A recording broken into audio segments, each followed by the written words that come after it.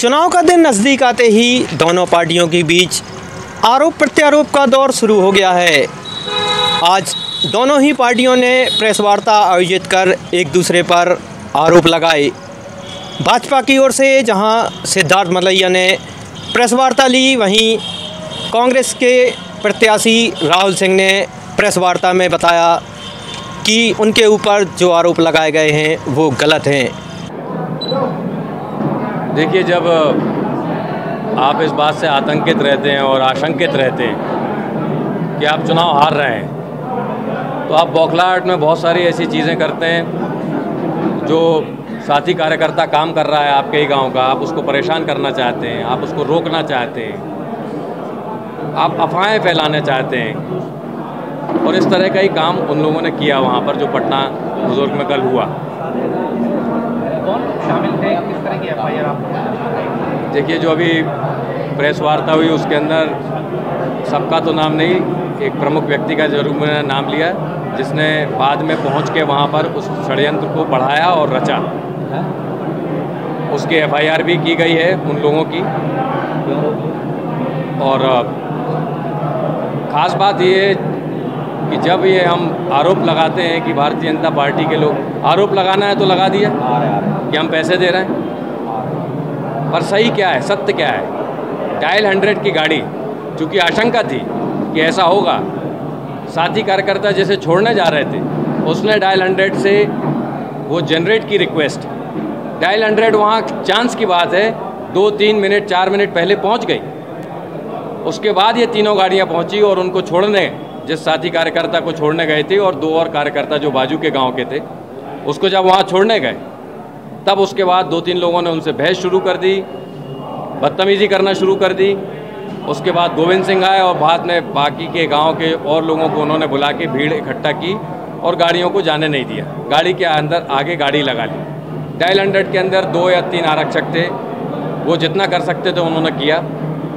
बाद में वहाँ पर एसआई भदौरिया जी नौटा क्षेत्र के वो पहुँचे, उन्होंने अपनी तरफ से काफ़ी प्रयास किया, पर लोगों ने जाने नहीं दिया। और उसके कुछ समय बाद महिलाएं भी आ गईं और उस धरने में या उस रोकने में, रुकावट में साथ देने लगी। गाड़ियों में तोड़फोड़ भी की गई। गाड़ियों में तोड़फोड़ की गई। ये गाड़ियाँ तीनों जब्त हैं नौटा थाने में। लोकल के लोग हैं और हमारे कार्यकर्ताओं को डर लगता है, उन्हें वहाँ रहना है, इसलिए वो कहते हैं भैया हम इस बात को ज़्यादा बढ़ाना नहीं चाहते, और हम उनकी भावना का सम्मान करते हैं। उनका प्रथम दायित्व उनका परिवार है। मुझे लगता है इस बारे में कुछ कहना भी व्यर्थ होगा। अगर शो कर रहा है तो किसी ने अगर वहाँ पिन डाल के शो कर रहा है तो वो कर रहा है।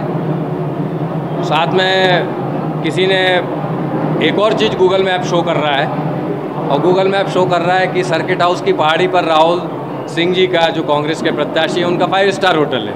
तो है क्या? घंटाघर पे अगर शो कर देंगे कि हिंडोरिया राजगढ़ी परिवार का संपत्ति है, तो क्या वो हो जाएगी? इन लोगों ने ये छेड़खानी की, उनके खिलाफ भी कार्रवाई की है। बिल्कुल एफआईआर की।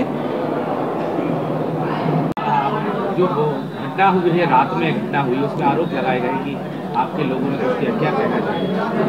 नहीं भैया, कोई भी हमारे कांग्रेस के लोग वहाँ नहीं थे और ना कांग्रेस का कोई लोग। तो पहली बात तो भैया, सबसे बड़ी बात ये है कि हम जिनसे लड़ रहे हैं वो पूंजीपति हैं। जितने में उनको चुनाव लड़ना उतना पैसा हमारे पास है ही नहीं। तो जब हमारे पास पैसा ही नहीं, हमारे पास तो केवल जन समर्थन है, तो हम तो वैसे ही 9:30-10 बजे अपना प्रचार करके घर लौट आते हैं। अब मलैया जी के लोग रात में दारू, पैसा, तमाम चीज़ें बांटते हैं, और बांटने के दौरान वही ग्रामीणों से लड़ाई हो गई होगी। जब लड़ाई हो गई, विवाद बन गया, तो उस जब विवाद हो गया, जब पुलिस पहुंच गई, उसके बाद कांग्रेस के लोग, गोविंद हमारा जो इलेक्शन एजेंट, वो पहुंचा वहाँ पे।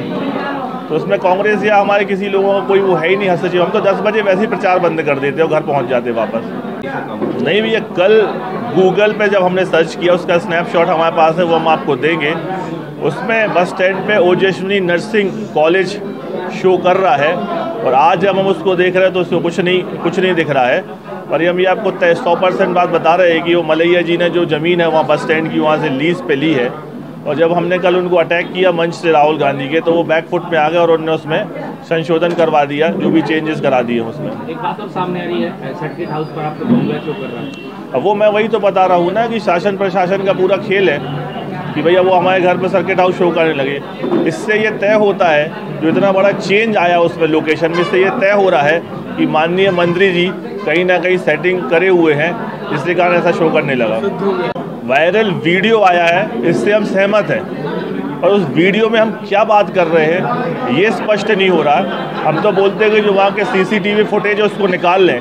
यदि मैंने किसी से अरे करके भी बोला हो तो बोले, मैंने केवल उनसे यही बोला कि ये प्रत्याशी की गाड़ी की फ्री होगी, तो बोले भैया नहीं फ्री होगी। तो हमने ठीक है पैसे लो, इतनी बात हुई, निकाल दी। तो अगर इसका प्रमाण अपन को चाहिए तो जो टोल पे जो फुटेज लगे CCTV फुटेज उसको निकलवा, इससे सिद्ध हो जाएगा कि हमने गुंडागर्दी की या हम शालीनता से निकले।